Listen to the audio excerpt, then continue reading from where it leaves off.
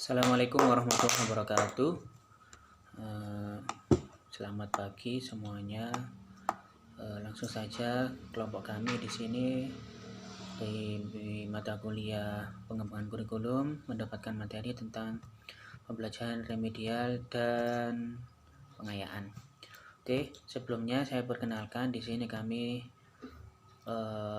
ada dua anggota. Yang pertama saya sendiri Iqbal Mursin dan nanti ada di materi selanjutnya yaitu Laili Muhajidah.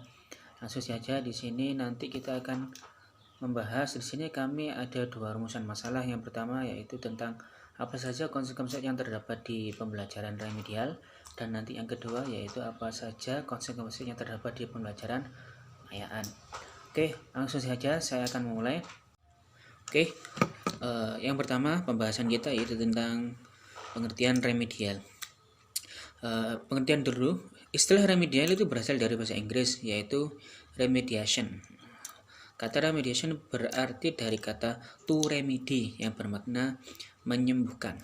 Ya, jadi remediasi ditekankan pada proses penyembuhan. Sementara itu, kata remedial merupakan kata sifat sehingga dalam bahasa Inggris dibandingkan dengan kata benda, misalnya remedial work, yang berarti pekerjaan penyembuhan.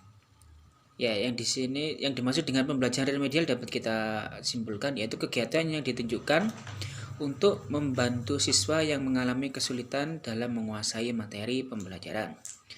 Ya, jadi remedial itu intinya adalah sebuah upaya untuk membantu siswa yang mengalami kesulitan dalam menguasai materi pembelajaran. Oke, selanjutnya langsung saja di sini ada prinsip-prinsip pembelajaran remedial. Ya, jadi prinsip-prinsip pembelajaran remedial di sini ada 5. Yang pertama yaitu adaptif, yang dimana di sini setiap siswa memiliki keunikan sendiri-sendiri. Oleh karena itu, program pembelajaran remedial hendaknya memungkinkan siswa untuk belajar sesuai dengan kecepatan, kesempatan, dan gaya belajar masing-masing. Ya, jadi remedial itu prinsipnya adaptif ya. Yang dimaksud di sini adaptif. Jadi di sini sifatnya program pembelajaran remedial itu hendaknya memungkinkan siswa untuk belajar sesuai dengan kecepatan, kesempatan, dan gaya belajar masing-masing individual. Maksudnya kita harus menyesuaikan karakteristik di kelas itu, bentuk remedialnya, atau bisa karakteristik peserta didik tersebut seperti apa. Prinsipnya harus adaptif, harus sesuai dengan gaya belajar mereka masing-masing. Yang kedua, interaktif. Pembelajaran remedial hendaknya memungkinkan siswa untuk secara intensif berinteraksi dengan guru dan sumber belajar yang tersedia. Ya, ini sudah pasti. Jadi remedial itu bentuknya harus interaktif. Artinya di sini harus ada interaksi antara guru dan sumber belajar apapun. Ya, entah itu bisa dari buku, dari video, dari majalah, dari apapun sumber belajar. Bentuknya harus interaktif. Oke, kemudian yang ketiga ada fleksibilitas dalam metode pembelajaran dan penilaian.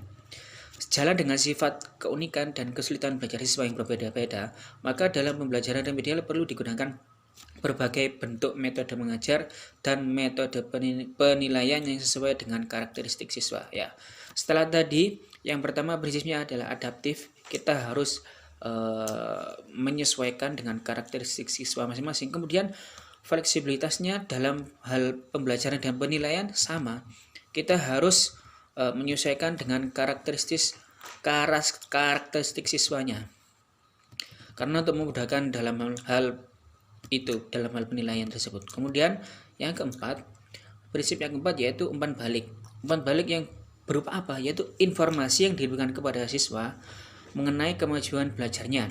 Jadi setelah anak di remedial harus ada timbal baliknya. Apakah anak ini setelah melaksanakan remedial itu dia menjadi lebih paham atau malah sebaliknya. Jadi sifatnya harus ada umpan balik. Ya bisa dijelaskan juga umpan balik di sini yaitu bersifat korektif maupun konfirmatif. Artinya korektif di sini, jadi mana sih kesalahan siswa, mana sih siswa yang belum paham, kita koreksi, kita korektif ya. Kemudian yang konfirmatif, kita konfirmasi, oh ternyata yang sebenarnya adalah seperti ini. Nah, itu. Kemudian yang kelima atau yang terakhir, prinsip pembelajaran remedial itu adalah kesinambungan dan ketersediaan dalam pemberian pelayanan. Maksudnya di sini, program pembelajaran reguler dengan pembelajaran remedial merupakan satu kesatuan. Dengan demikian, program pembelajaran reguler dengan remedial harus berkesinambungan dan programnya selalu tersedia agar setiap siswa dapat mengaksesnya sesuai dengan kesempatan masing-masing. Ya, jadi proses pembelajaran remedial itu pun harus berkesinambungan dan ketersediaan. Maksudnya di sini kesediaan pelayannya, jadi siswa itu dapat mengakses kapanpun menurut kesempatannya dia. Misalkan ketika kan kita nggak mungkin bisa langsung melaksanakan remedial secara menyeluruh. Kalau misalkan ada 1-2 siswa yang mungkin tidak bisa hadir pada waktu itu lah. Harus kita beri kesempatan juga. Maksudnya di sini anak yang tadi ketinggalan tidak ikut remedial dengan nilai yang kurang, masih kita beri kesempatan dan ada pemberian pelayanan di lain waktu. Sehingga anak masih dapat mengejar teman-temannya.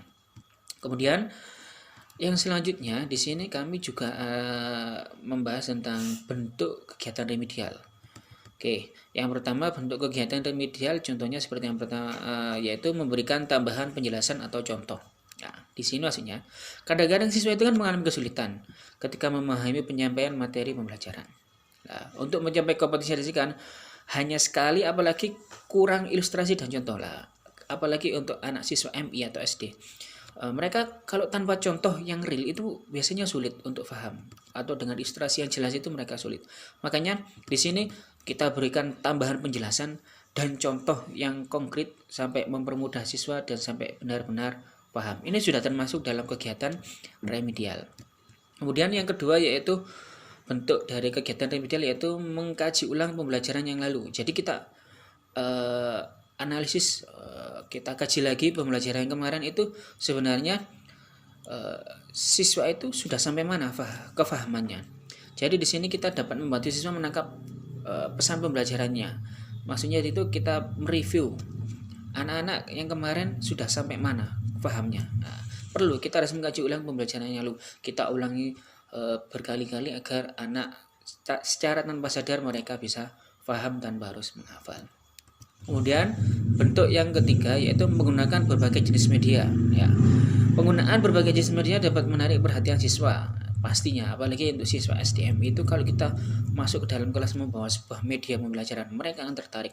Belum kita terangkan saja, belum kita kasih tahu bagaimana caranya, mereka akan sudah inisiatif, mereka pasti akan wow mau buat apa ini medianya, mereka pasti akan bertanya-tanya. Itu juga termasuk dari bentuk remedial. Karena misalkan tadi sebelumnya anak gak paham, setelah kita terangkan dengan cara ceramah ataupun cara yang lain, kemudian kita membawa sebuah media, anak kemudian bisa lebih paham. Kemudian yang keempat bentuknya itu melakukan aktivitas fisik, misalnya demonstrasi atau praktek. Nah ini contohnya misalkan kita kalau dalam kegiatan olahraga, anak kita terangkan dengan materi yang dinamakan dengan roll depan adalah berguling ke depan. Kalau anak nggak paham, tidak kita beri contoh, tidak kita berikan demonstrasi, mereka nggak paham, mereka pikir guling-guling dengan cara terserah dia. Nah, makanya harus kita beri demonstrasi atau praktik, kita sebagai guru yang mempraktekkan atau bisa kita menyuruh temannya untuk mempraktekkan, teman yang sudah bisa pastinya. Nah, itu juga termasuk dari remedial. Kemudian yang kelima ada kegiatan kelompok. Kerja kelompok dan diskusi dapat digunakan guru untuk membantu siswa yang mengalami kesulitan belajar. Lah ini, ketika kita tahu di kelas ada salah satu siswa yang dirasa kurang dalam kecepatan menangkap materi, kita bisa membentuk sebuah kelompok, di mana kelompok anak yang kurang bisa memahami materi tadi kita jadikan satu dengan anak yang cukup dianggap bisa di kelas. Maksudnya di sini anak yang sudah bisa nanti tanpa kita harus menyuruh, tanpa harus kita mengoyo, maksudnya ngoyo itu untuk yang anak tidak paham tadi, mereka otomatis akan belajar bersama. Dan biasanya siswa itu macam-macam, ada yang ketika diterangkan temannya itu lebih cepat paham daripada diterangkan sama gurunya. Oke, kemudian yang ke-6 ada tutor sebaya. Ini hampir mirip seperti tadi kerja kelompok, tapi tutor sebaya ini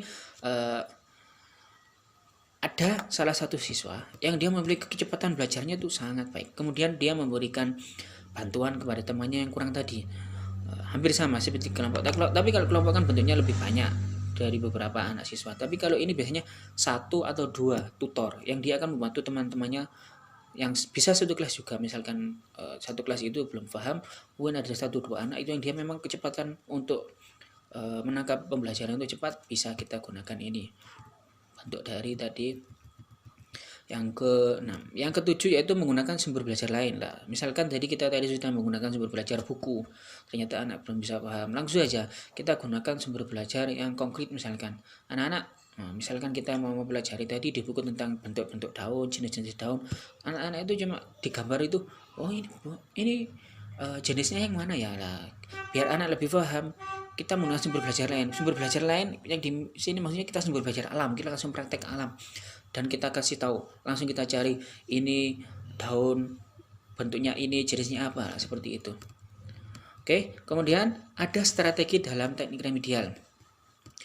Ada beberapa strategi. Yang pertama, sifat perbaikan itu sendiri ya pastinya. Remedial itu adalah untuk memperbaiki tadi dari kekurangan siswa yang memiliki kesulitan dalam belajar. Yang kedua, jumlah siswa yang memerlukan kegiatan perbaikan. Nah, maksudnya di sini kita bisa tahu berapa persen siswa itu yang mampu memahami materi dan berapa persen yang kurang memahami materi. Di situ kita akhirnya kan tahu, oh berapa persen. Jadi kita bisa menghitung sendiri sehingga nanti kita bisa tahu apa yang harus kita lakukan, strategi apa yang bisa kita lakukan untuk teknik remedial ini. Oke. Mungkin ada banyak juga di sini tempat bantuan yang berkaitan perbaikan, waktu penyelenggaraan kegiatan perbaikan. Ini banyak sekali, ini bisa dipelajari nanti di makalah yang sudah kami share. Kemudian mungkin untuk remedial cukup. Mungkin untuk remedial nanti bisa dibaca semuanya ya di makalah kami. Langsung saja untuk yang selanjutnya yaitu tentang pembelajaran pengayaan. Dari saya sekian ya, terima kasih. Oke, baik, di sini saya akan melanjutkan materinya yang mana saya akan menjelaskan tentang pengayaan. Di sini saya akan menjelaskan 3 poin. Yang pertama, pengertian pembelajaran pengayaan. Nah, secara umumnya pengayaan dapat diartikan sebagai pengalaman atau kegiatan peserta didik yang melampaui persyaratan minimal yang ditentukan oleh kurikulum dan tidak semua peserta didik dapat melakukannya.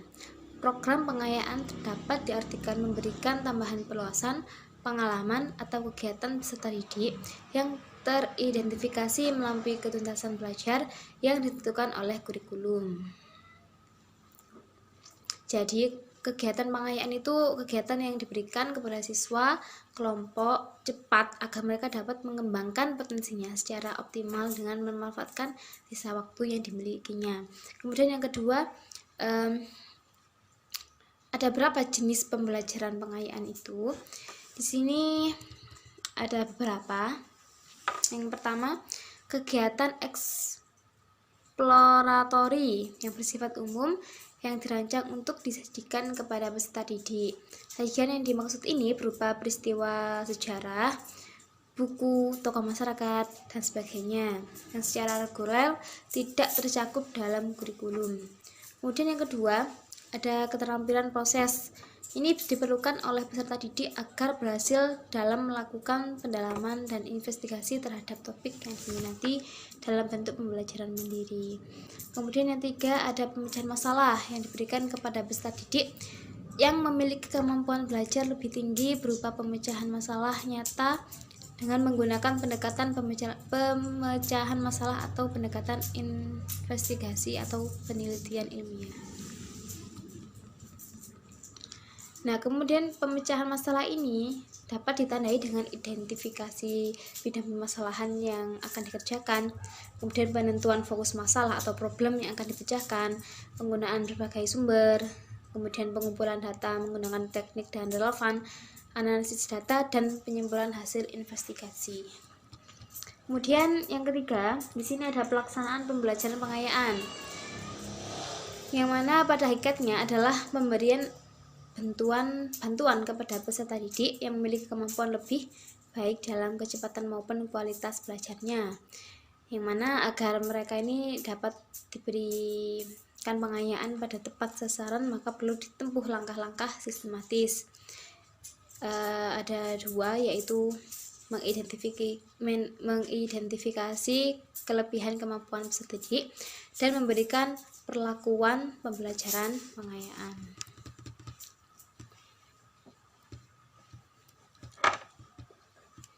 Nah, di sini kesimpulannya dari kedua pembahasan tadi. Pada hakikatnya semua peserta didik akan dapat mencapai standar kompetensi yang ditentukan, hanya waktu mencapainya yang berbeda. Ada peserta didik yang lambat dalam penguasaan suatu materi, dan ada pula peserta didik yang sangat cepat dalam penguasaan materi. Apabila dijumpai adanya peserta didik yang tidak dapat mencapai penguasaan kompetensi yang telah ditentukan, maka sekolah melakukan suatu tindakan, yaitu memberikan program pembelajaran remedial atau perbaikan. Jika ada peserta didik yang lebih mudah dan cepat mencapai penguasaan kompetensi minimal yang ditetapkan, maka sekolah perlu memberikan perlakuan khusus berupa program pembelajaran pengayaan. Nah, seperti itu. Cukup sekian dari kelompok kami. Apabila ada kesalahan kata, mohon maaf yang sebesar-besarnya. Cukup sekian. Wassalamualaikum warahmatullahi wabarakatuh.